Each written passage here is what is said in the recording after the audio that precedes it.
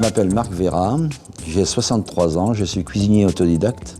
J'adore la nature, j'adore l'alimentaire, j'adore les jeunes. Et j'ai envie de leur faire savoir en leur disant « Mangez mieux, c'est notre raison de vivre ».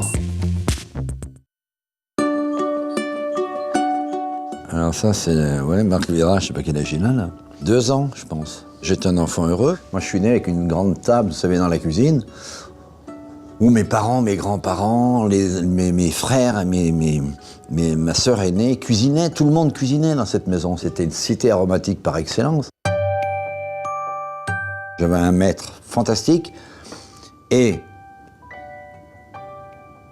à 10 h le matin, la maman du maître, Monsieur Vidonne, mettait bouillir l'eau sur le fourneau, épluchait, alors vous allez comprendre pourquoi je suis devenu cuisinier, épluchait les pommes de terre, les carottes et les poireaux et préparait le potage pour les élèves.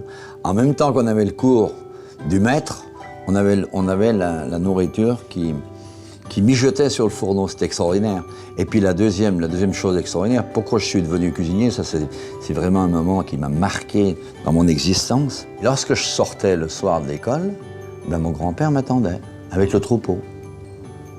Et là, sur son chapeau, c'est pour ça l'histoire du chapeau, sur son chapeau ici, il y avait toujours un bouquet de myrtilles qu'il venait de ramasser, un bouquet de framboises, un bouquet d'aquilée. Et moi, je sautais dans les bras de mon grand-père. C'était non seulement le cœur de mon grand-père que j'aimais par-dessus tout, et surtout la nature qui se posait sur son chapeau. Oula! École hôtelière. Ah oui, ça c'est un...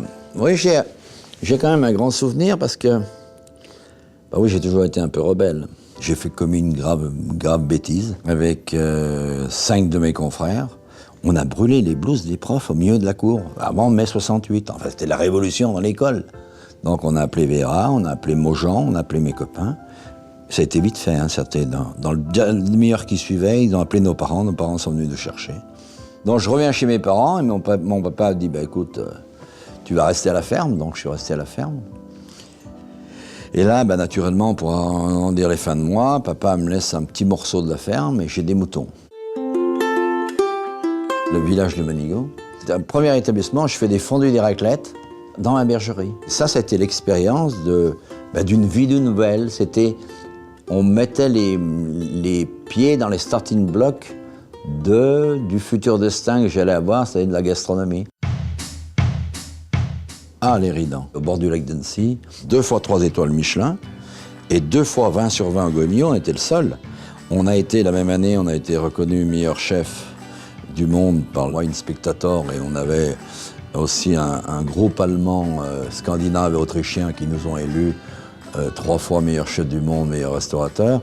Et ça, je le dis pour les jeunes qui ont travaillé avec nous. Moi, je suis content pour eux parce qu'ils ont tous réussi, mes gamins, vous savez. Quand j'ai un gamin japonais qui a 3 étoiles, j'ai Emmanuel Renaud, un Megève qui a 3 étoiles, c'est tous mes élèves. Moi, en plus, j'étais président du groupe des 8 à l'époque, on était les 8 rebelles. Alain Passard, Pierre Gagnère, Michel Braque, Olivier Rollinger, enfin, Michel Laurin. Et quand on a revendiqué l'identité de la cuisine française, qu'il fallait qu'elle évolue et qu'elle soit créative, on est allé à New York. On a fait notre déclaration. On a été accueillis à bras ouverts. Hein. C'était une révolution. Hein. C'était extraordinaire d'ailleurs. Je fais une cuisine un peu sophistiquée quand même, hein, créative. J'utilise l'azote. Mais par exemple, je suis capable aussi, au départ du repas, c'est de mettre un pain avec un opinel et à côté de mettre le beurre de mon cousin, qui est si rare, puisqu'il est fait sans additifs. Et je peux vous dire, vous pouvez courir un moment, sans additifs. Ben oui, mais quand les gens mangent le beurre, ils disent « Oh, il a un goût spécial, c'est une merveille ». Ben oui. Et je présente toujours ce premier plat, le caviar de la montagne. C'est un véritable caviar. Et je peux vous dire que ceux qui ont l'habitude de manger du caviar sont bien d'accord avec moi. On a monté cette fondation qui lutte contre la malbouffe. Je viens d'avoir mes premiers articles. Les premiers articles, ben, il y avait, devant les journalistes, j'avais Australiens, Chinois et Japonais qui appelaient tout de suite. Hein. Donc ça fait bien le tour. Je fais déjà des colloques à l'étranger où je suis demandé en tant que l'intervention du bon sens paysan. Et oui. Et moi, je vous dis franchement, j'ai réalisé le rêve de ma vie. Et vous savez, il y a combien d'individus qui arrivent à rêver quand ils sont jeunes, qu'ils ont pris conscience comme moi après l'adolescence en disant « Mon rêve absolu, c'est de monter un restaurant gastronomique parce que j'ai envie d'être grand cuisinier, j'ai envie de faire de la bonne cuisine, j'aime les autres, puis en même temps, je veux que la nature autour, ça soit tout réuni, que ça soit quelque chose d'explosif, tout ça. » Et puis le système éducatif et la préservation de l'avenir pour nos enfants à travers l'alimentaire. Oh, la messe est dite, on a gagné.